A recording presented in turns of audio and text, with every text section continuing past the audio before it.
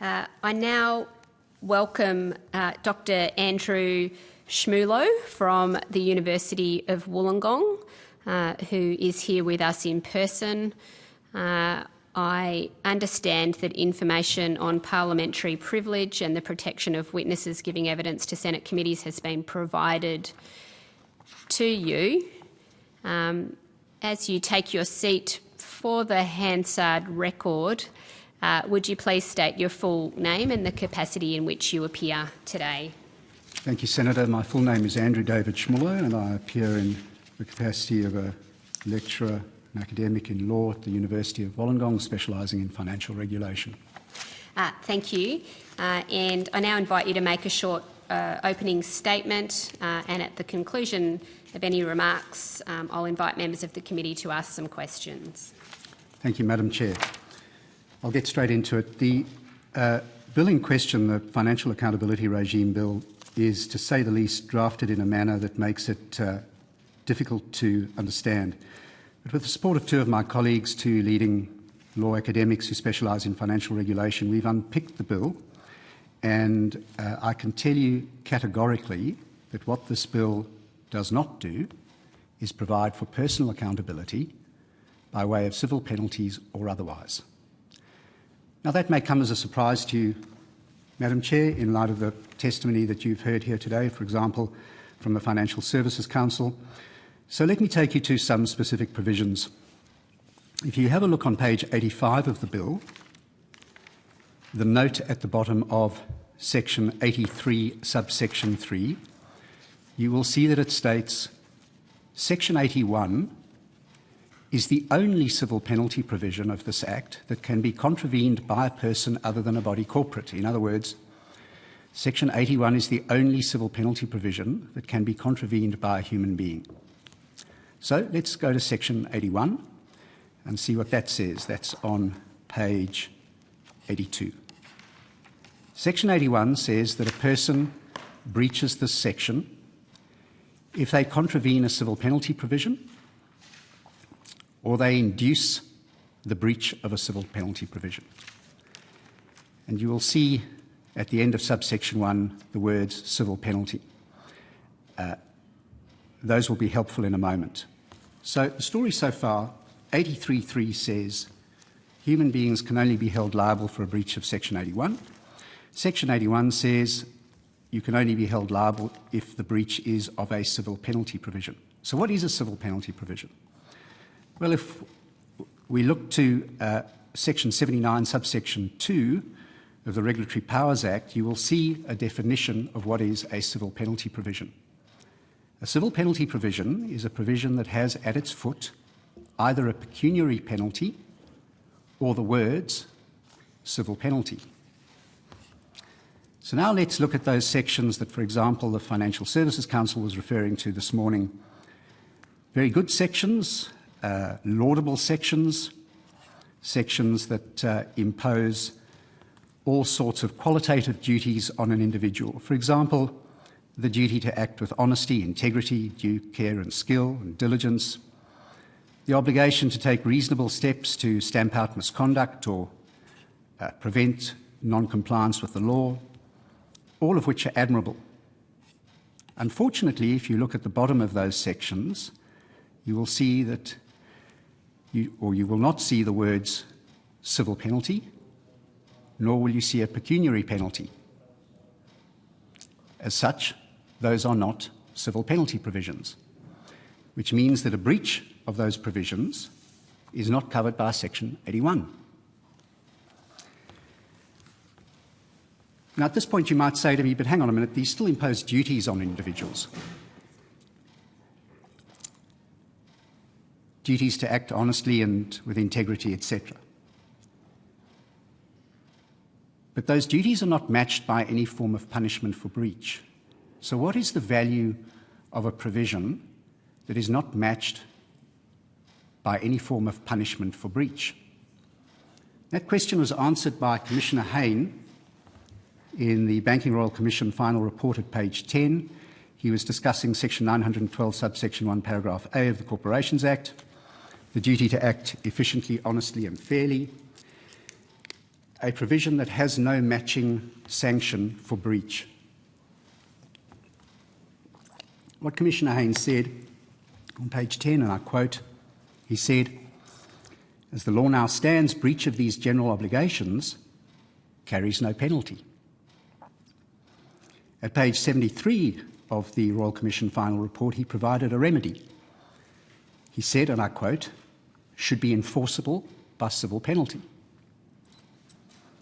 At page 260 of the Royal Commission final report, he decries the lack of sanction provisions for breaches of the SIS Act, and he said, and I quote, "breaches of SIS attract no consequence."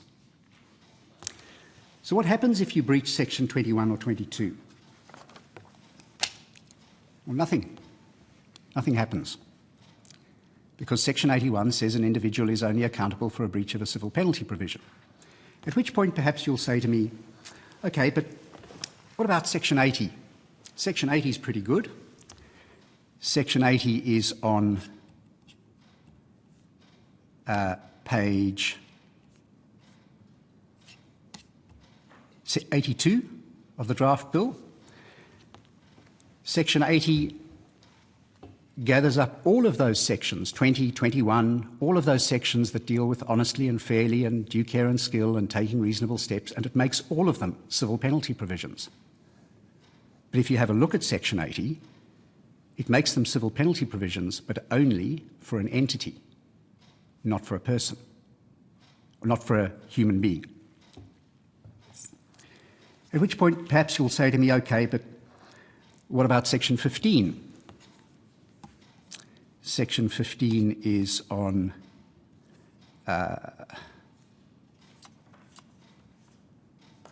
page 18 of the Act. Does the same thing as section 80. Gathers up all of those sections, makes all of them civil penalty provisions. But if you have a look at section 15, the heading is obligations of accountable entities. So it doesn't apply to human beings. So what are the other civil penalty provisions in the Act? What are the other provisions that qualify as civil penalties because they contain the words civil penalty? There's sections like section 44, but again, that only applies to an entity. Section 65, but again, only applies to an entity. Our old friend section 80 only applies to an entity. There are two exceptions. There are two places where civil penalties can lie against an individual. Those are breaches of section 66 subsection 3. And if you have a look at section 66 subsection 3, you will see that it is what I put into the category of administrivia. So if one of the regulators gives a direction to a director to provide them with a document, for example, and the director fails to provide that document, then they can be levied with a civil penalty up to $10,000. And then, of course, there are breaches under section 81. Those are the breaches where a director himself or herself breaches a civil penalty. So how does this work in practice? Let me illustrate it with a couple of examples. And the examples that I'm going to use, mindful of the strictures that pertain to parliamentary privilege. And Dr Schmulow, just for your information, there's a couple of senators who will have questions for you in the time that's allocated, and you might want to start to conclude your opening statement. Okay, thank you. Let me conclude with an example. These are examples that are on the public record. The case of Austrac versus Westpac for breaching anti-money laundering, counter-terrorism financing laws 23 million times. Directors of Westpac, particularly those on the risk committee, were warned over a period of 6 years by Austrac that Westpac was in danger of breaching anti-money laundering, counter-terrorism financing obligations. They were warned by their auditors, who provided them with red flag reports that Westpac was breaching anti-money laundering, counter-terrorism financing laws. Westpac was found guilty of breaching those laws 23 million times, and to date not a single individual has been held accountable. Could you hold them accountable under this new bill? Well, only if you could show that they personally breached money laundering laws or that they personally directed Westpac to breach money laundering laws. If all they did was receive reports that Westpac was breaching money laundering laws and turned a blind eye, then under this bill, there is nothing that can be done. Thank you. Thank you very much, Doctor, for those opening statements. I might just kick off with a question and then go to Senator McKim. Your focus is on individual penalties in the financial accountability regime.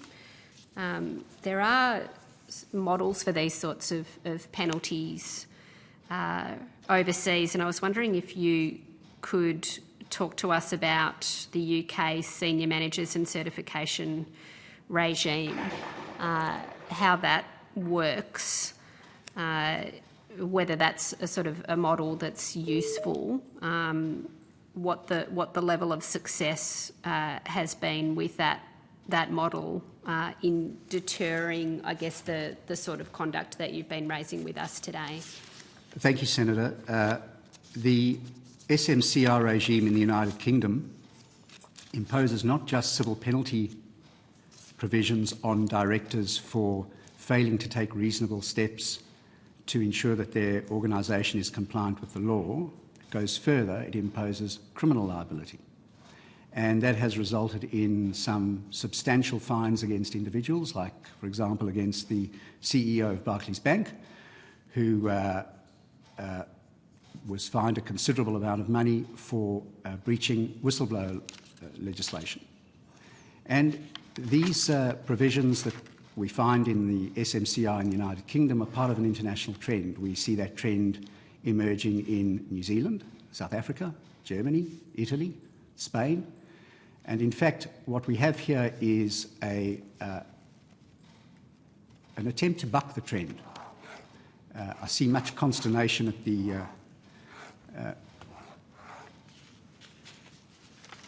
what I assume is the ABA officers.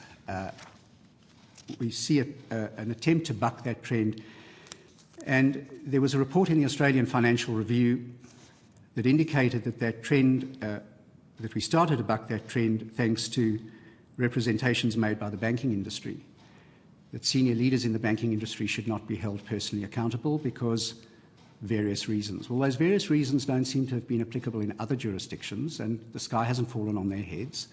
And it has led to a more meaningful approach to directorial obligations in those jurisdictions. And it's disappointing to see that in light of the evidence that came out before the Royal Commission of directors who turned a blind eye and who attributed failings, substantial failings, in the case of NAB overcharging $650 million, overcharging fees to customers that were not applicable, that those were attributed to carelessness or administrative oversights or a computer problem. Or Thank you. And just before I go to Senator McKim, you quoted from the Hayne Royal Commission in relation to civil penalties, and I am not aware that the Royal Commission recommended the sort of civil penalties that you're recommending be included in this bill in relation to the financial accountability package. Can you clarify your evidence? The Royal Commission didn't recommend that there not be civil penalty provisions against individuals. What the Royal Commission did say, page 341, for example, is that there must be appropriate accountability when misconduct occurs. The Royal Commission recommended the distribution of the BEAR regime to the rest of the financial industry, and that BEAR regime, in my view, had greater accountability measures than the FAR. But the Royal Commission didn't recommend the civil penalties that you're recommending be included in this bill. As I say, Senator, the Royal Commission didn't recommend that civil penalties not be introduced. And the International experience in this field is that without civil penalty provisions, without meaningful accountability provisions, there is no discernible impact on directorial behaviour. Senator McKim.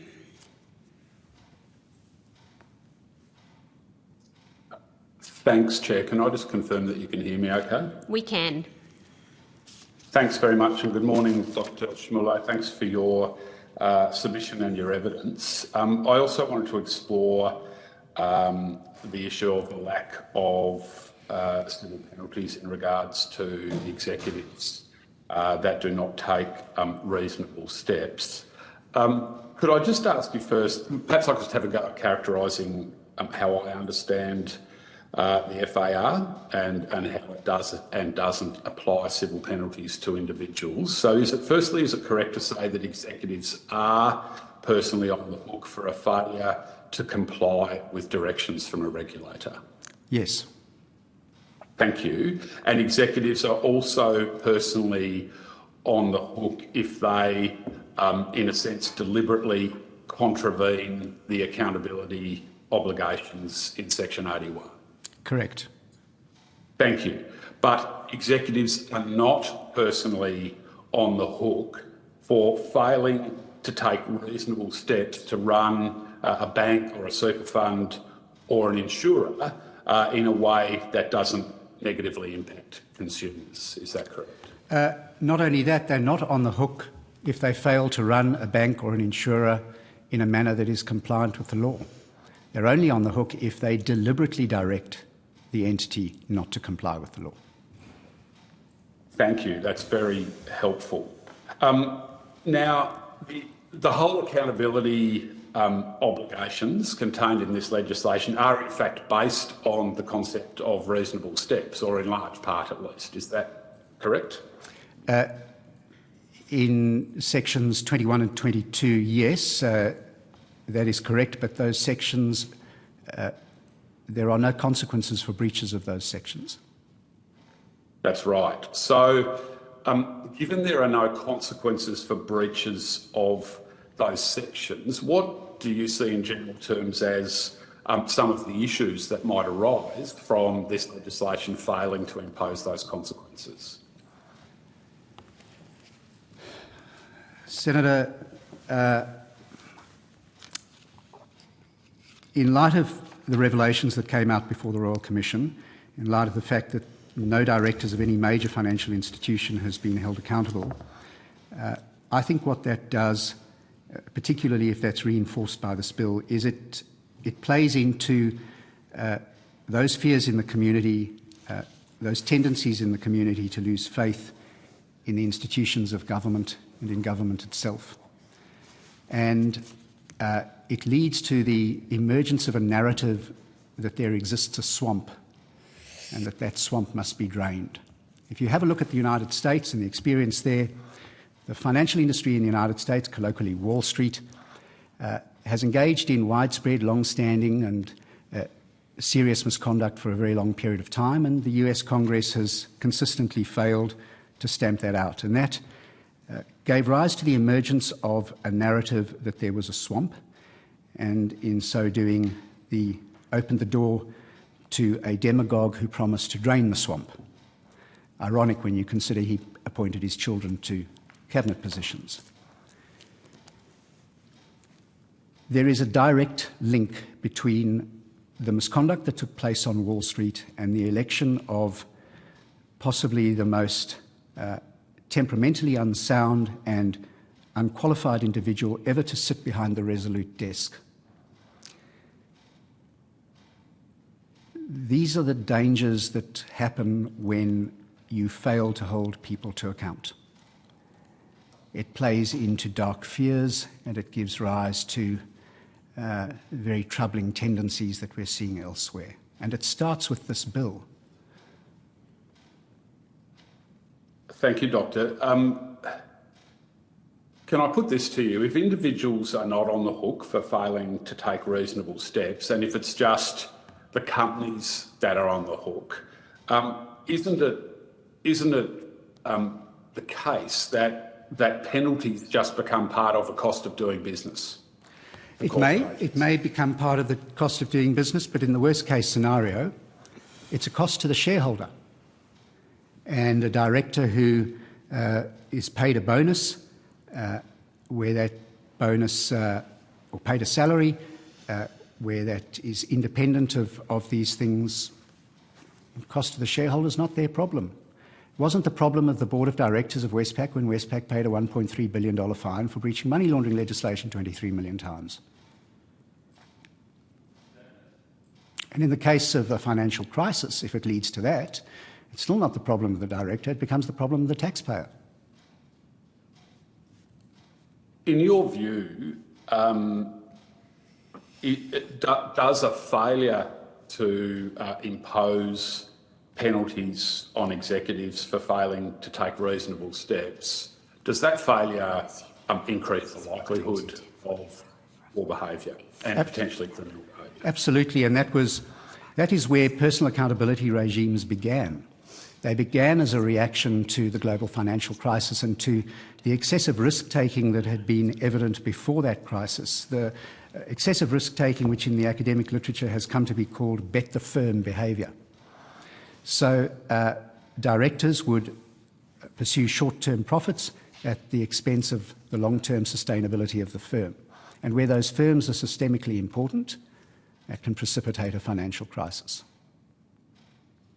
It's a classic case of moral hazard.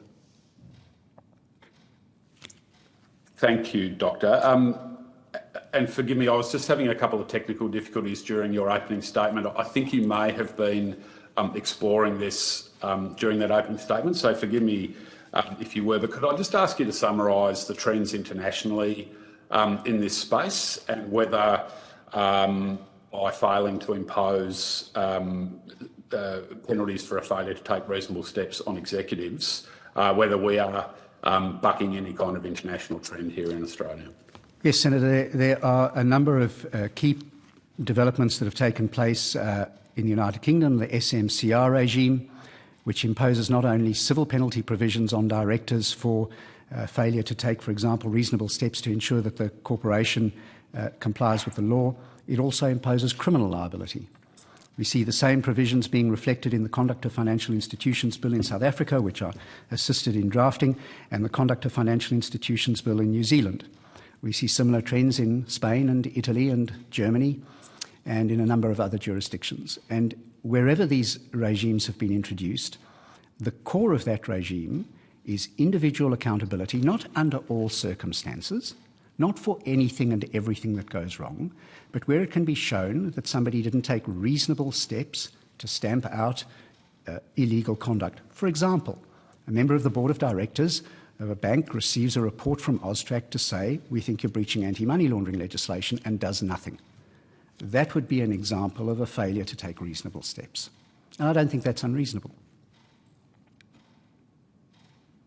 All right, thanks very much, Doctor. Chair, I have no further questions, and thank you, Doctor. Your evidence has been very helpful. My pleasure. Yes, thank you very much indeed, Dr Schmulow. Thank you for appearing as a witness for us today. The committee has agreed that responses to questions on notice should be provided by COB Monday, 17 October.